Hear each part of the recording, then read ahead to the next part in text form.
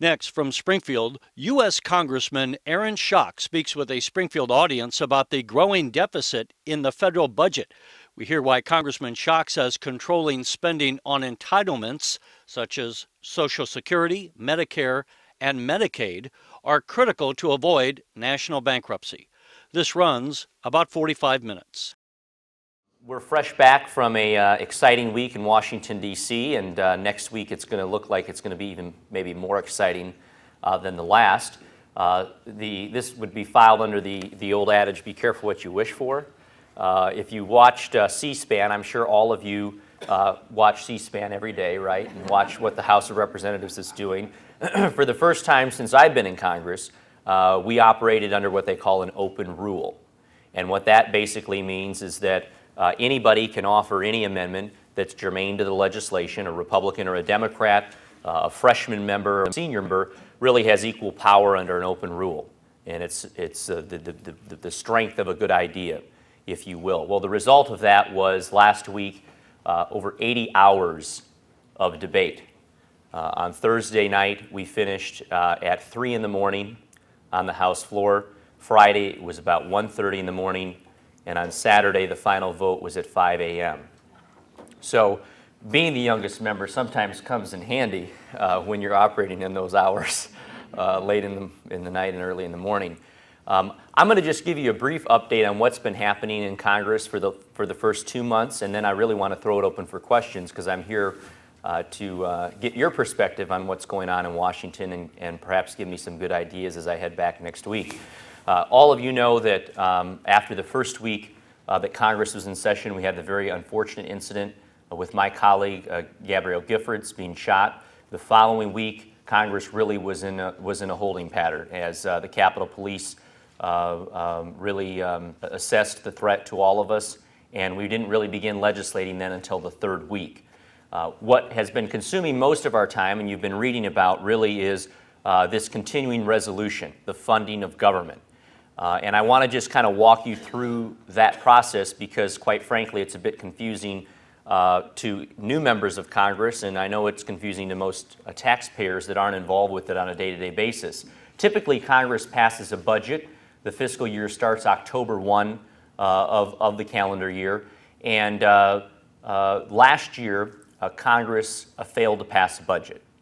And this was the first time since the 1974 Budget Act that Congress failed to pass a budget. And so as a result of Congress failing to do its work last year, the majority then simply passed what they called continuing resolutions, which is basically spending authority for a given period of time at the current levels. So we would vote on them, for example, a month at a time. In some cases, it was 2 or 3 months at a time. The last vote was towards the end of last year, and it authorized spending at current levels until March 4th, which is next Friday. And so as a result, the new Congress is being charged with coming up with spending authority for the remaining 7 months until October 1st of later this year. And so this is really the first opportunity that the new Congress is having to vote on any spending authority. And many of the new congressmen and some of the ones who've been there for a term or two and even longer believe this is an opportunity for us to first begin to make the cuts that many of us believe have to happen in order for us to right-size the budget. We have a $1.6 trillion deficit. And the president, for example, has talked about in his State of the Union a spending freeze. And many of us, myself included, do not believe that is sufficient. Simply because if you're running a $1.6 trillion deficit and you freeze it, you're still spending a $1.6 trillion deficit. So some have asked me, well, Aaron, you know, the $100 billion off the president's proposed budget that you all cut last week in the House's version is but a shaving of the $1.6 trillion deficit. $100 billion isn't going to solve it. Well, you're right. But I would point out a couple things. Number one, this is not a budget. This is a continuing resolution. And much of the programmatic funding begins in the fiscal year, the start of the fiscal year. For example, grant programs where local communities will apply for the funding.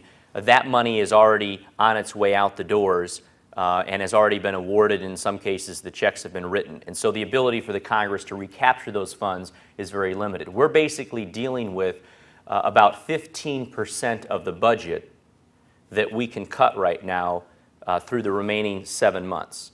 So it was very difficult for us to get a large amount of money, keeping in mind we need to keep some services going. We can't cut everything. And so that's where the $100 billion off of the President's proposed budget came. Nothing was sacred during this process. As I mentioned, it was an open rule. And so there were over 400 amendments filed. Over 120 of these amendments passed. Some of them the Republican leadership wanted. Some of them the Republican leadership didn't want. And even though they controlled the House of Representatives, they let the will of the majority prevail. For example, there were many on my side of the aisle who said, you know what, we need to cut discretionary funding, but we shouldn't cut defense. The continuing resolution that passed the House cut, as it was introduced, $16 billion in the next 7 months from the Department of Defense. There was an additional amendment that was offered up that I supported that my speaker did not like, which was an amendment to strike funding for a second engine that the Pentagon and the Defense Secretary said was not necessary. But some in our conference believed we needed anyways. And that bill passed and added another $3 billion in cuts in defense. So it was $19 billion in defense spending cuts over the next 7 months. So nothing was sacred, everything was on the table, and really the will of the majority in the House prevailed to come up with just over $100 billion in reductions from the President's proposed budget. Well, as you know, the House is not the king, and we are but one of 3 legs in the stool. And so we need to work with the Senate, and finally we need to work with the President. And so there have been some of my friends on the Senate side who've been very critical and very, you know, have offered up their critique of what the House has done. And what I would say to our senators is, please bring me your alternative. Bring us your better ideas. Bring us your continuing resolution that answers the call of the American people, which is spend less, bring the government spending under control. And perhaps you do it better. And so we're waiting for the Senate really to come forward with an alternative proposal to the continuing resolution that the House has done. And I'm certain that their version will be different than the House's version, and there will need to be some melding in conference committee and some compromise that is necessary.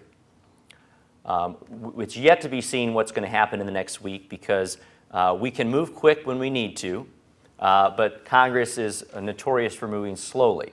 And so I'm not putting my money on the House's version passing the Senate this next week when I go back to Washington, D.C. But I'm hopeful that the Senate makes progress, and there's the potential of a short-term continuing resolution to keep the government running, because many of us do not want a government shutdown while we work out a negotiation with the Senate. Once we resolve the continuing resolution for the next 7 months, then what you're going to see us do is introduce a budget by about April or May, and hopefully be able to pass that budget by the end of June or midsummer, so that it's ready to go by October.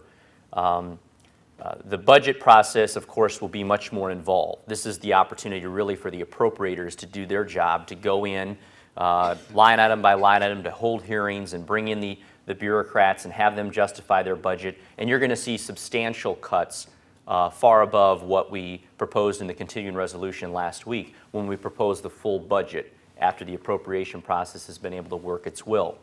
The other major financial vote you're going to hear about is the debt limit, which is set to expire at some point this early spring, March or April. We are nearing the $14 trillion debt limit. And this will be another opportunity. First, let me say, I think it would be a disaster for us to hit the debt limit and for us not to raise the debt limit. And I don't have time to go into all of the ramifications, but this would not just affect the federal government defaulting on its payment of bills and obligations, but it would directly affect every taxpayer's interest rates and quality of life. And so for many reasons, the reality of what we have to do as a result of overspending, and many of us believe in order for us to vote for a extension of the debt limit, we're going to have to get some cuts and some concessions as a part of raising that debt limit. So you're going to hear that discussion after the continuing resolution. There will be a debt limit vote and then the budget at some point this summer. In the meantime, some of the policies that we're working on that I personally will be working on as a new member of the Ways and Means Committee, which is the Tax Writing Committee, the Trade Committee. We deal with all the entitlements. Will be first and foremost tax reform. We've begun hearings. We've had about 3 hearings so far. We've got good bipartisan support. Both Dave Camp, who's the chairman of the committee, and Sandy Levin, who's the ranking member, have agreed, the Republicans and Democrats on the committee, to again leave everything on the table. This is everything from the mortgage interest deduction to the charitable deduction to the sugar beet credit to the ethanol subsidy, you name it, all the carve-outs that help different segments of the population. We believe that the best interest of the public to get rid of a lot of those carve-outs and lower the overall basis and tax rate that we all pay, that would not only make it fairer, but it also make it simpler for you to be able to do your taxes and hopefully make us more competitive in the international markets as well with a lower overall rate. Tax reform is going to probably take a year or two. The President has talked about his interest in doing it. I would suggest that it's most likely going to happen either at the conclusion of his re-election, in other words, the beginning of his second term, similar to what happened with Reagan in the 80s, or perhaps the beginning of a new president's term, depending on how the election works out. But in the meantime, the Congress, the House is really charged with coming up with what that proposal for tax simplification, tax reform should look like. The other major initiative we're working on that we hope to get legislation this year is on trade agreements. I'm on the trade subcommittee of the House Ways and Means Committee. The President has come forward with the South Korean agreement. This will be a huge boon to my congressional, the large agricultural presence. Agriculture is the #1 employer in my district. Number 2 is manufacturing, and both the manufacturing base as well as the grown goods in my district will largely benefit from new markets, new customers around the world. We're hopeful, and we had Ambassador Ron Kirk, the President's trade ambassador, in the committee last week, and I had the opportunity to ask him not only about South Korea, but also Colombia and Panama as well, which are 2 other markets and 2 other opportunities that I hope we can put together with South Korea and advance later this year. And the President, and through his trade ambassador, said that's his goal as well. So we're hopeful that that will happen later this year. So those are kind of the 2 big picture issues. I want to kind of, before I open it up, I want to go through a little bit of where we are with the budget. So I brought a few slides along because I think sometimes pictorials are a little bit better.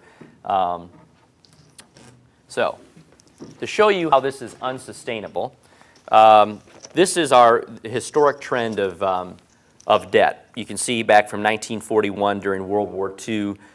This is the debt held by public as a percent of the gross domestic product, GDP. And you can see where we are here in 2010. And this is based on the President's proposed budget. So right now we just have the President's proposed budget that he released. These are numbers that are coming from the Congressional Budget Office. And this is where we are in 2010 as a percent of GDP.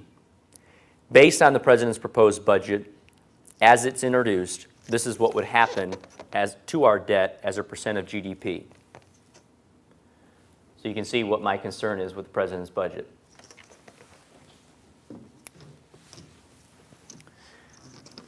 This is another slide that illustrates the actual deficit amounts that we've had. Starting back under 2004, which was the largest deficit under the Bush administration, which was just over $400 billion. And then you saw it start to creep down, and the economy crashed. It shot up to well over $400 billion again in 2008. But in 2009, we set a record, which was $1.4 trillion.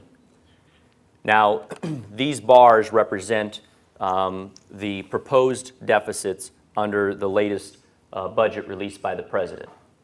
If we enacted the President's budget as it is introduced, we would have to raise $1.6 trillion in new taxes. And even with $1.6 trillion in new taxes, if we pass them all, this is the level of debt we would incur on each one of these years. Over a 10-year period, we would over double the nation's deficit. In other words, we would accrue more debt over the next 10 years than we have since the founding of our country. Now, obviously people say, well, you got to do something about it, you got to cut. So I think it's important to show where we're spending our money. Because as I mentioned in the opening, we made some cuts in the continuing resolution, but it's very hard to get at the root cause without dealing with the major cost drivers. This pie chart represents the overall spending of the federal budget. You have mandatory spending, which is just what it suggests. It's not by choice year to year. And then you have discretionary spending, which you can play around with more from year to year. When you look at what we spend in the $3.5 trillion in federal spending on an annualized period, your Social Security amounts to $700 billion rather. Medicare, Medicaid, your interest on the debt right now is $200 billion, which is about as low as it's going to get because our interest rates are extremely low. And then other mandatory spending. So if you look at what mandatory spending, which is entitlement spending, it takes up well over half of the pie chart. Then you go into discretionary spending. This is everything from education dollars to highway dollars to funding for the arts, name it. That's $666 billion, and then our total for defense is $692 billion. So you can see that when we're talking about cutting and reining in the federal deficit, that we can't deal with this unless we deal with entitlements, which is why you've heard the president and the Republican leadership both say that our budgets have to deal with the entitlements. We're growing at an unsustainable rate.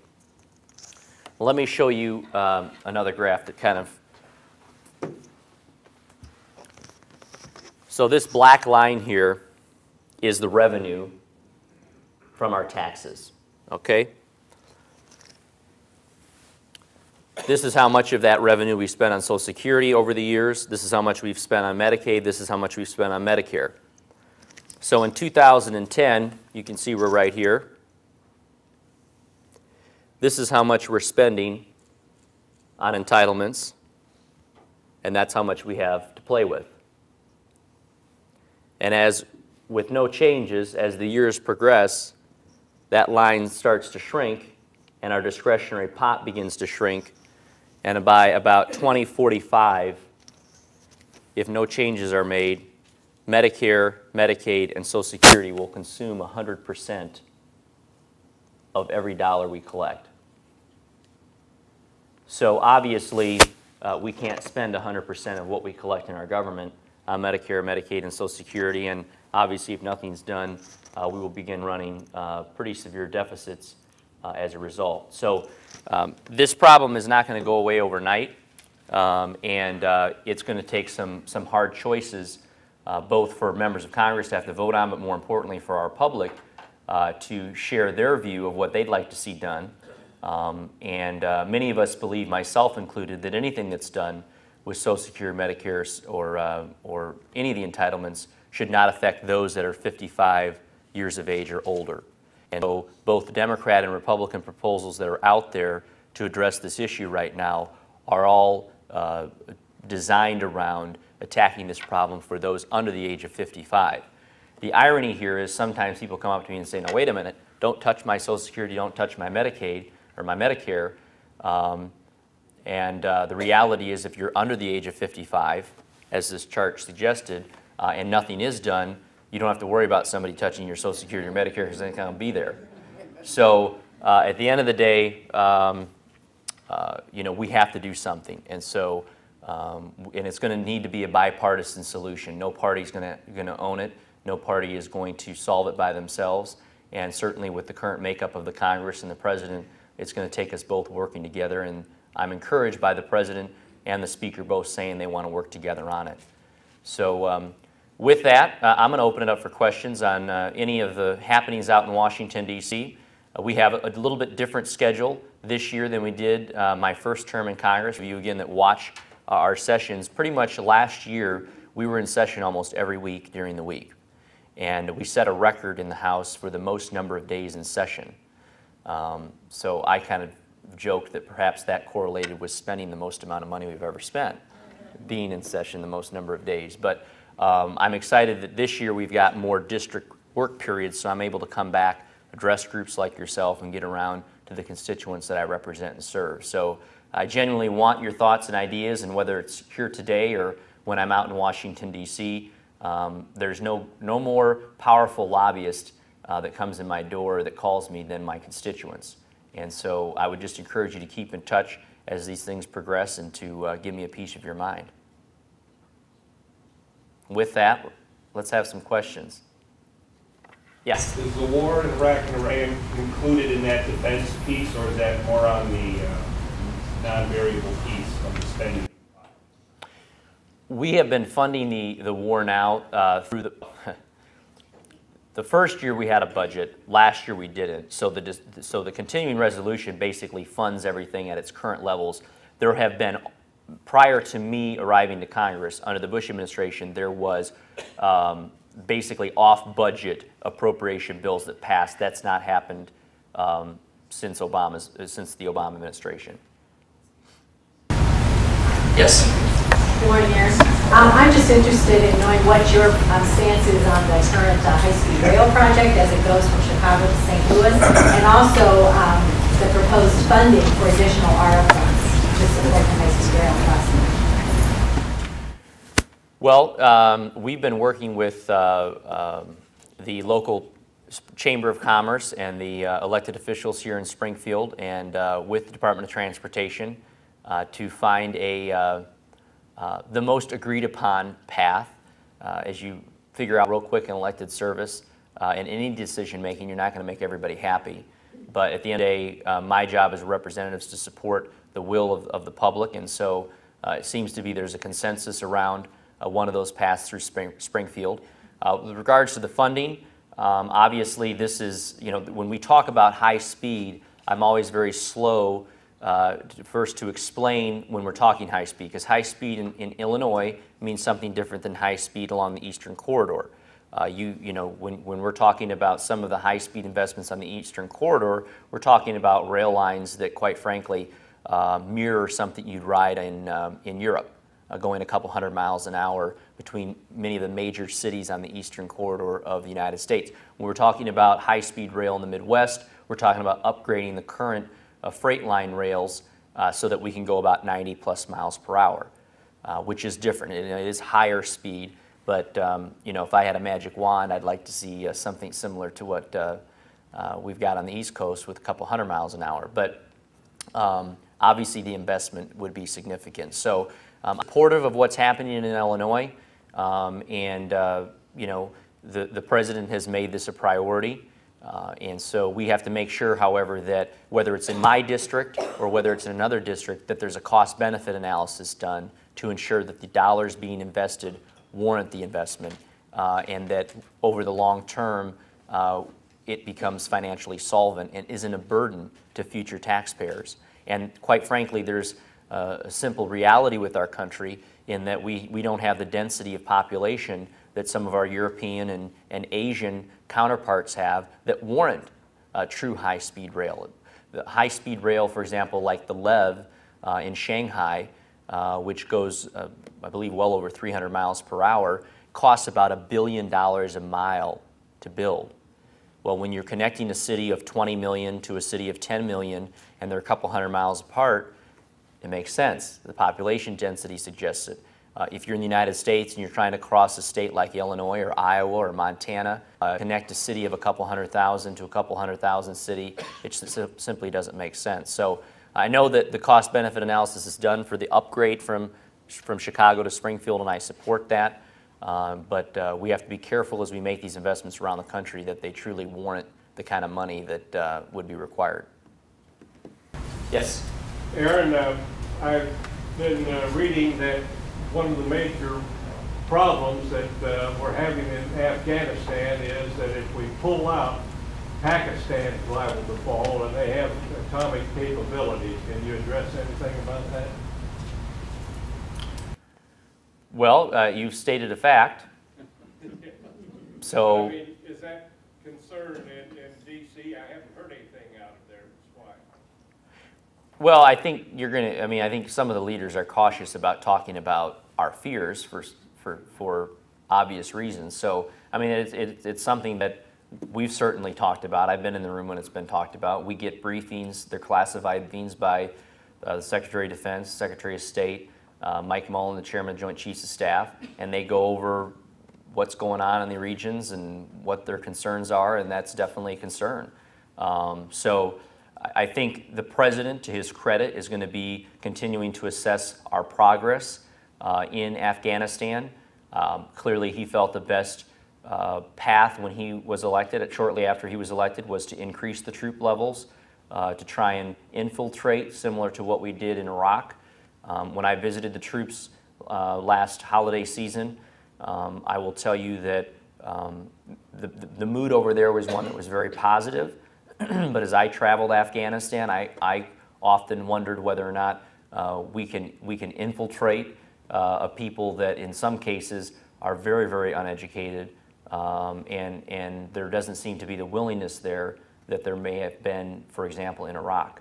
But I certainly don't have as much information as generals on the field. I don't have as much information as the Commander-in-Chief, so I won't be making the decision. But I think there will be, I think one of the things the President's going to have to consider is whether or not we keep the type of special forces and limited troops that were there under much of the Bush administration, or whether we continue with the more beefed up approach that has been implemented under the current administration.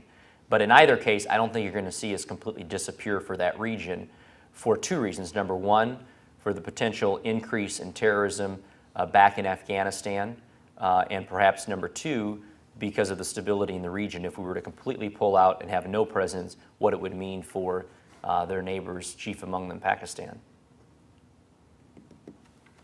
Yes? Congressman, I think there's some general understanding as to why budgets and spending at the federal level has to be cut. But as I look through the House version, there are a number of programs being cut that were originally placed there, that spending, to offset federal mandates, requirements, regulations that states and localities had to carry out.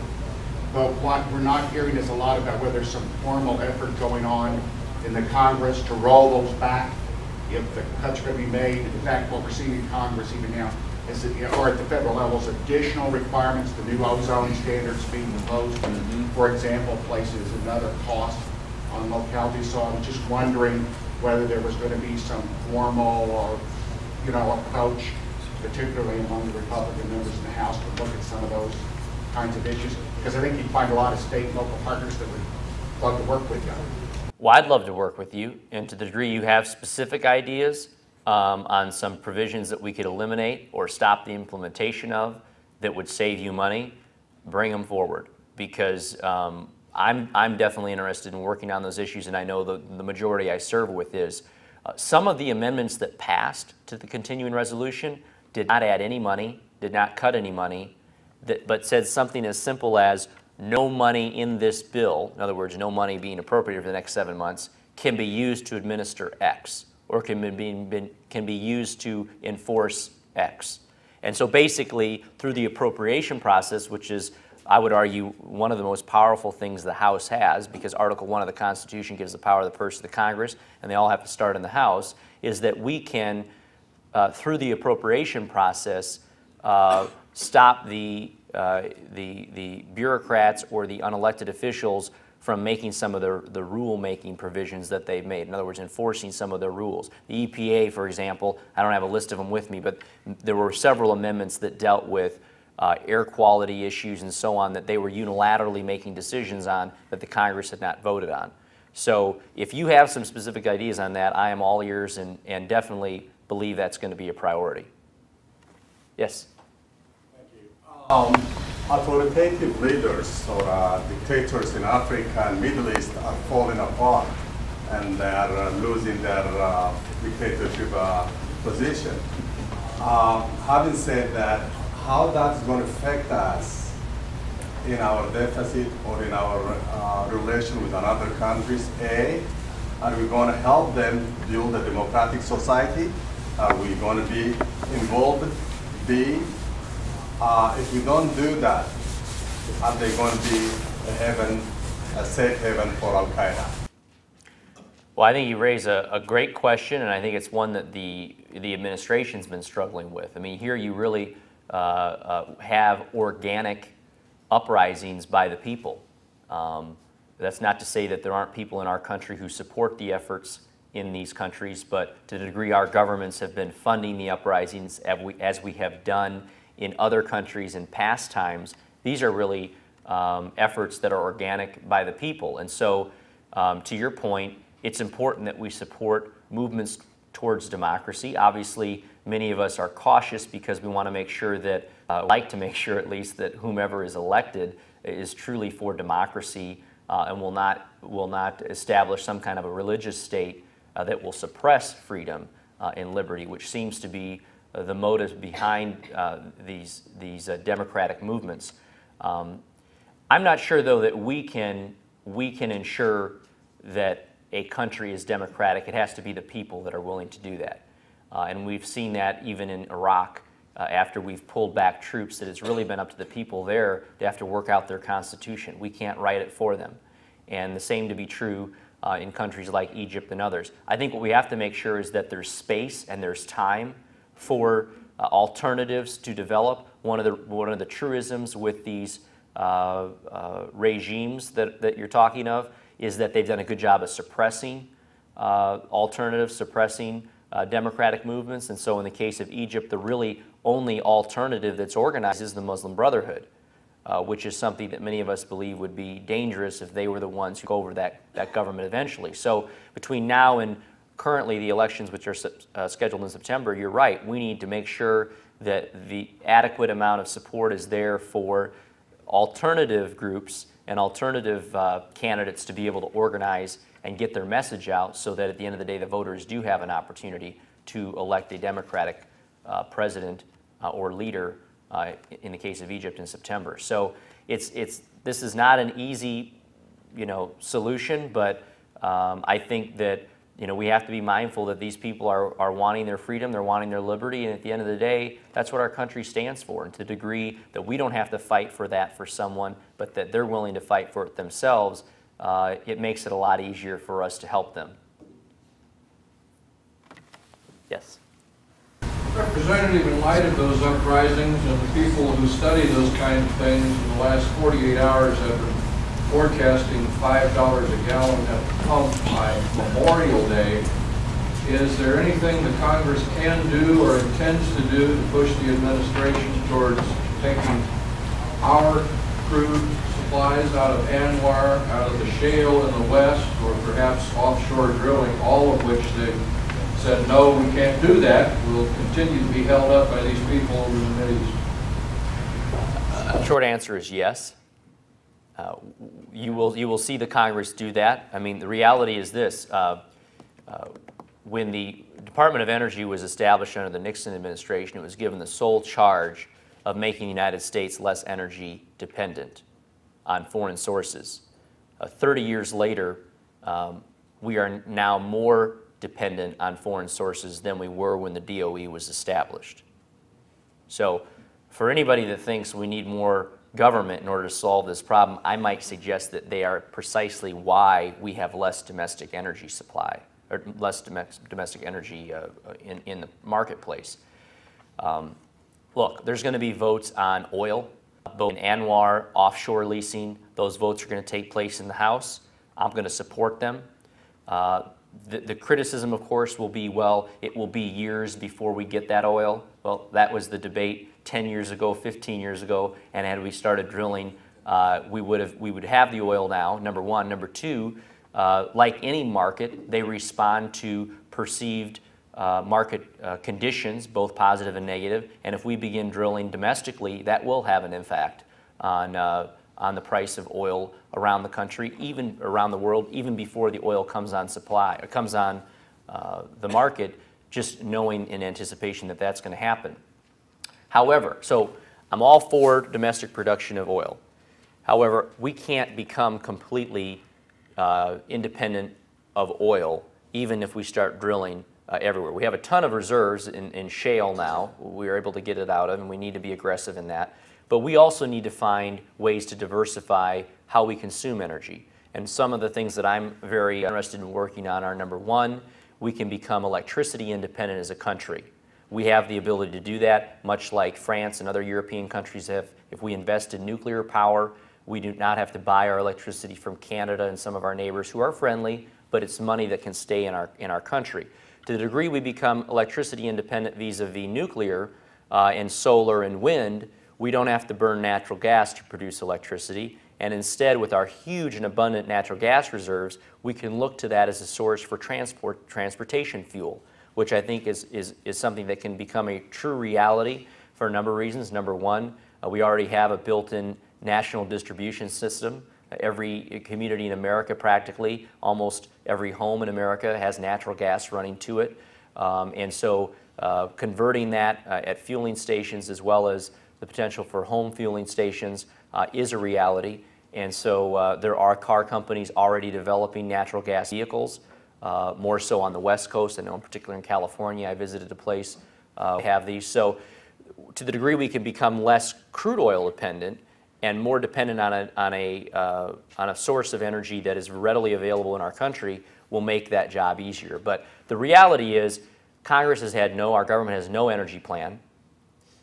This issue is addressed by Congress only when gas prices skyrocket, and then when they fall, you know, the bird goes back in the cage and nobody really says anything, and then when it goes back up, everybody starts squawking again. So the only thing I would ask, quite frankly, is as taxpayers and as citizens, if you're concerned about this, that you could keep the pressure on not only me, but your other elected officials, because we are a function of who we represent.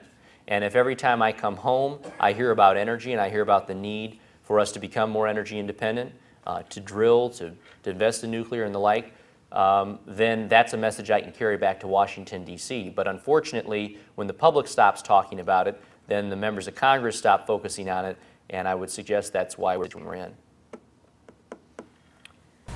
Sam? Congressman, is the government going to shut down in a week from today? And if not, how are the parties going to come to an agreement on that? Well, I certainly hope not. And I truly believe that both sides genuinely don't want to shut down.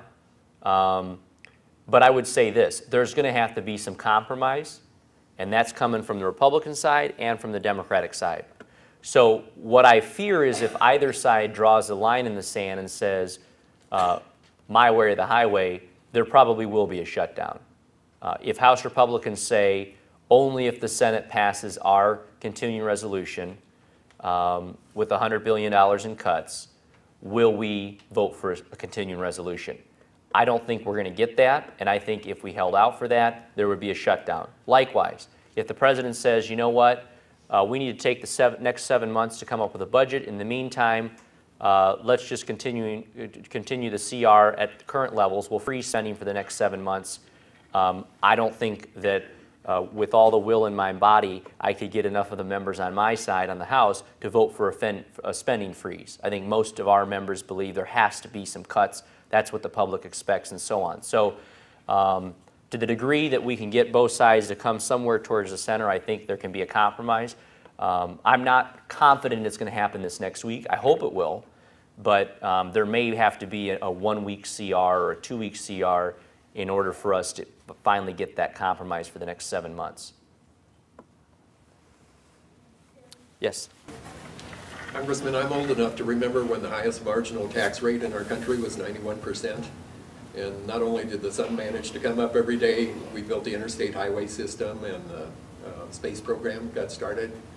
Well, I'm wondering if you have any concerns about the growing inequality of income in our country and the lack of progressivity in our tax system. Sure. Well,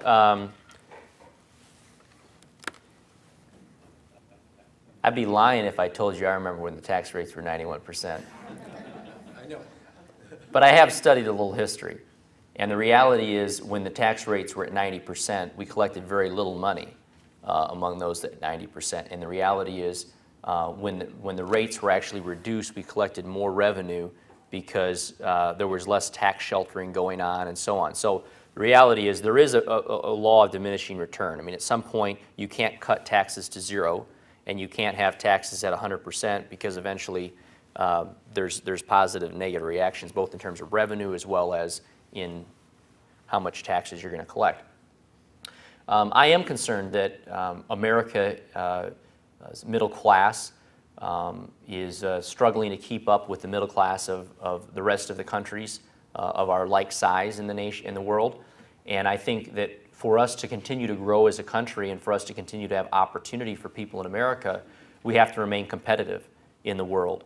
And I think one of the most dangerous things for us to do is to put in place tax provisions or mandates that will drive employers to other countries. At the end of the day, most of the innovation in the world happens in our country. Most of the new products in the world are launched in our country. And I think we definitely have to step back and say, why is that? Well, it's because currently we're still the favored place to invest. We're still the favored place to grow. And only in America do you see people who have great entrepreneurial ambition and ideas be able to start that idea and grow it to a huge industry. You don't see Microsofts, you don't see Apples, you don't see YouTubes or Google, you don't see Facebooks, you don't see any of these inventions being developed in other countries. Rather, they're being developed here in our country, and the opportunities that go with them benefit the masses, benefit the middle class. So I don't think the solution to helping the middle class is putting mandates on employers, on jacking up wage scales that put us at a competitive disadvantage. It has to be far more organic. I believe to the degree that we create an environment where entrepreneurialism, where investment, where savings is encouraged in our country, that will help everybody in our country. We do need a safety net, and I think that's one of the things that many of us who are trying to rein in the deficit have to keep in mind. Things like Social Security shouldn't go away. Things like Medicare shouldn't go away. Even in discretionary spending, aid to community health clinics that provide health care to the poor. We can't line item out that stuff. It has to be responsible cutting, responsible cutbacks, because at the end of the day, we do have a responsibility to the least among us in our society, and to do our best to provide to them in a responsible way, but also to make sure that there's always that incentive for people to become self-sufficient. One more. One more. Hi, Captain Stillman. Did I hear you say, are you going to rewrite the Tax Act, or are you going to reform the Tax Act in its Well, you personally, but you corrected it. I would say this. What has happened right now is, as you all know, we passed an extension of current rates for 2 years. And so in 2 years, the current rates expire, many of the credits go away. Actually, some of the credits begin going away in a year. But so really, it's an opportunity that comes along but once in a decade or two, where everything's expiring. And so as a result, what the committee has talked about is, rather than all of us running out and saying, because here's what's universal, we all would like a lower overall rate. We don't like the fact that now that Japan has lowered its tax rate, that the United States will have the highest corporate rate in the world. And that means every country is a tax haven to multinational companies. We don't think that makes us competitive. That's on both sides. The president has talked about that. The Republicans and Democrats in the committee have talked about that. So if your overall goal is to lower the marginal rates without truly having a huge negative impact on the deficit, you got to get rid of some of those credits that cost money. And so all of us have our favorite credits, right? I mean, if you represent the sugar beet growers, you like the sugar beet credit. And if you have a bunch of ethanol plants in your district, you like the ethanol subsidy. I mean, there's hundreds of these. So the only thing that's fair from the committee standpoint is to say, look, we're going to keep them all on the table, and we're going to start by saying, if we got rid of everything, what could the rate be? And then there's going to be some, not speaking beforehand, but I know one, for example, that's going to get a lot of support, I think, is the charitable deduction, simply because there's many of us who believe without the charitable deduction, our society would look a lot different, and it would require government to play a larger role in the service of social service agencies and faith-based organizations that deliver great service in our communities, but rely on that charitable deduction to raise a lot of the revenue that they use and need. So to say that we're rewriting it completely, I would say right now there's a blank slate. And so right now that's why we're using the luxury of time for the next 2 years to have these hearings. And the chairman's been very aggressive. I mean, we've been in Congress 2 months and we've had 3 hearings already on this issue, and bringing in everyone from the tax world, the investment planning world, to the CBO budget guys at the federal level, large companies that do business around the world, asking what is it, what do you think is a fair tax system? So we're trying to get all the players around the table right now to get some of the best ideas before we come up with what that whiteboard is going to fill in with. So if you got some good ideas, I'd love to hear them. Very good. Congressman? Thank you all for your attention. I really appreciate it. You're watching the Illinois Channel, an independent nonprofit corporation formed to provide gavel-to-gavel coverage of Illinois state government and other public affairs events taking place across Illinois.